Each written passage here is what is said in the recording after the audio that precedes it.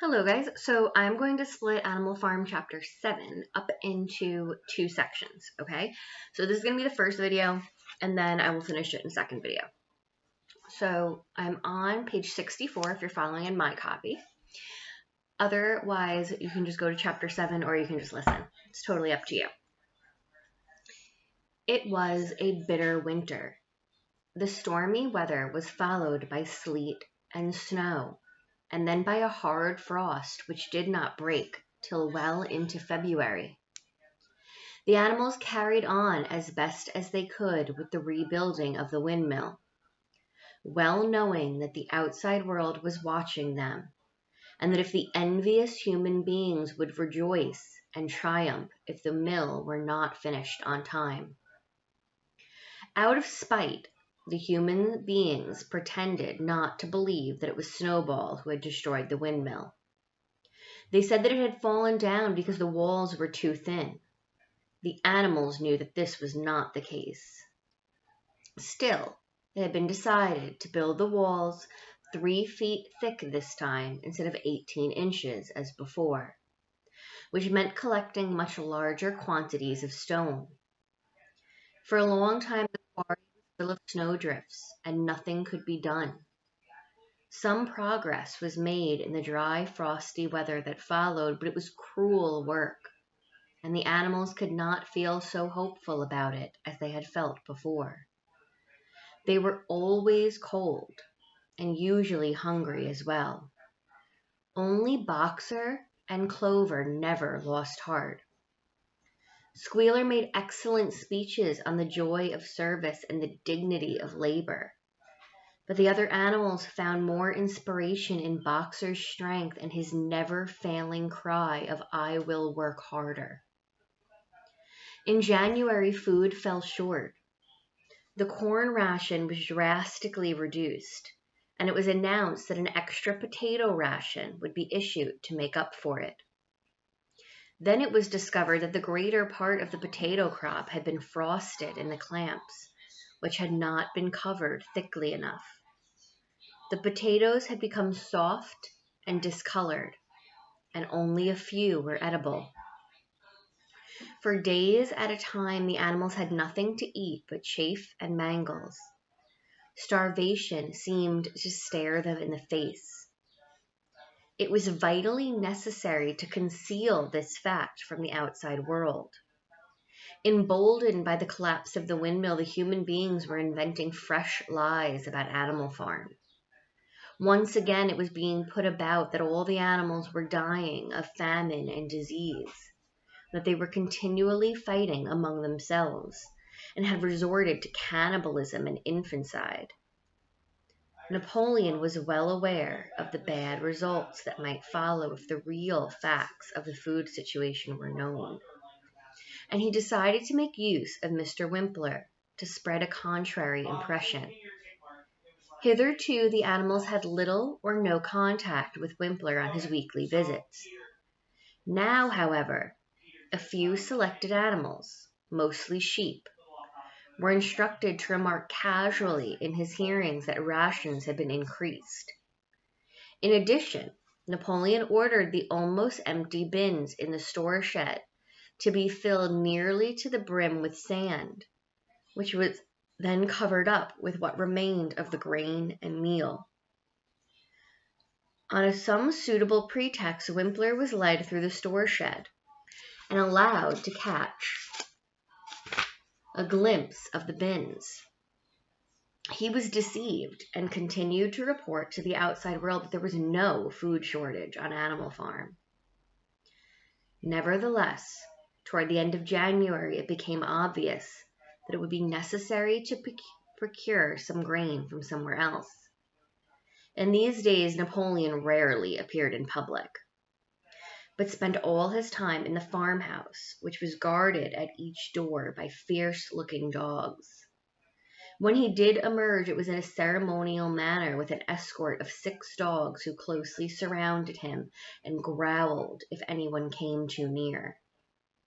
Frequently, he did not even appear on Sunday mornings, but instead issued his orders through one of the other pigs, usually Squealer.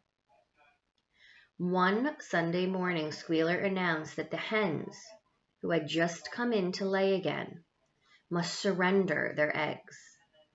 Napoleon had accepted through Wimpler a contract for 400 eggs a week.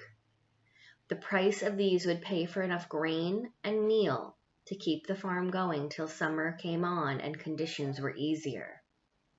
When the hens heard this, they raised a terrible outcry. They had been warned earlier that this sacrifice might be necessary, but had not believed that it would really happen. They were just getting their clutches ready for the spring sitting, and they protested that to take the eggs away now was murder. For the first time since the expulsion of Jones, there was something resembling a rebellion. Led by 3 young black Minorca pullets, the hens made a determined effort to thwart Napoleon's wishes. Their method was to fly up to the rafters and there lay their eggs, which smashed to pieces on the floor. Napoleon acted swiftly and ruthlessly.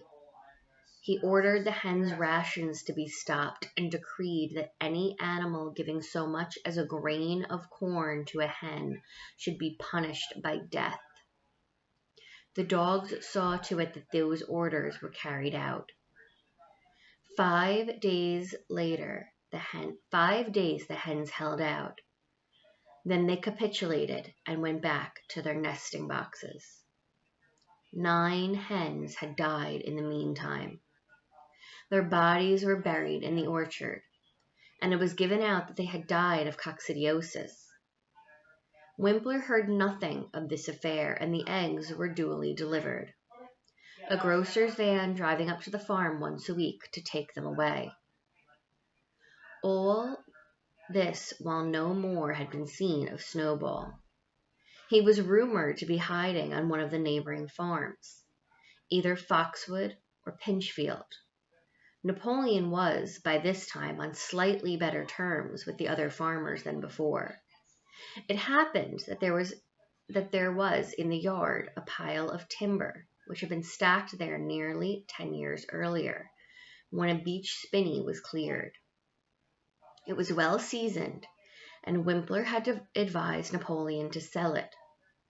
Both Mr. Pinkelton and Mr. Frederick were anxious to buy it. Napoleon was hesitating between the two, unable to make up his mind. It was noticed that whenever he seemed on the point of coming to an agreement with Frederick, Snowball was declared to be hiding at Foxwood. And while he was inclined toward Pinkelton, Snowball was said to be at Pinchfield. Suddenly, early in the spring, an alarming thing was discovered. Snowball was secretly frequenting the farm by night. The animals were so disturbed that they could hardly sleep in their stalls. Every night, it was said, he came creeping in under cover of darkness and performed all kinds of mischief. He stole the corn, he upset the milk pails, he broke the eggs, he trampled the seed beds, he gnawed the bark of the fruit trees. Whenever anything went wrong, it became usual to attribute it to Snowball. If a window was broken or a drain blocked up, someone was certain to say that Snowball had come in the night and done it. And when the key of the store shed was lost, the whole farm was convinced that Snowball had thrown it down the well. Curiously enough, they went on believing this even after the mislaid key was found under a stack of meal. The cows declared unanimously that Snowball crept into their stalls and milked them in their sleep. The rats, which had been troublesome that winter, were also said to be in league with Snowball. Napoleon decreed that there should be a full investigation into Snowball's activities. With his dogs in attendance, he set out and made a careful tour of inspection of the farm buildings, the other animals following at a respectful distance. At every few steps, Napoleon stopped and snuffed the ground for traces of Snowball's footsteps, which he said he could detect by smell.